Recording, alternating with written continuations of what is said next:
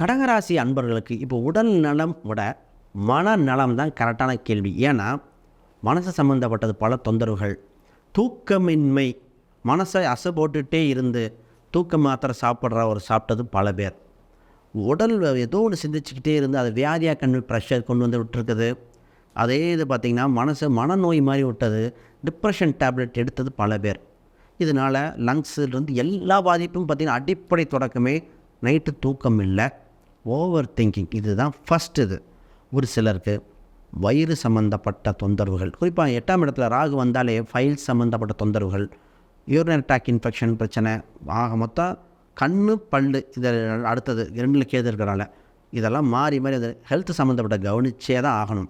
Sir உங்களுக்கு ஒரு சிறு தொகையை மருத்துவத்துக்காக எடுத்து வைக்கிற மாதிரி வந்திருக்கு.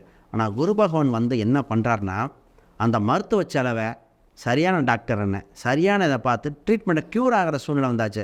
அப்போ நீ செய்கின்ற மருத்துவங்கள் உடலுக்கு ஒற்றுக்கொள்ளும், அலர்ஜி இன்ஃபெக்ஷன் வராது, நல்ல மருத்துவர்கள் கிடைக்கக்கூடியது. அப்போ நல்ல காலம் பிறந்திருக்குன்னு தைரியமாக இருக்கலாம்.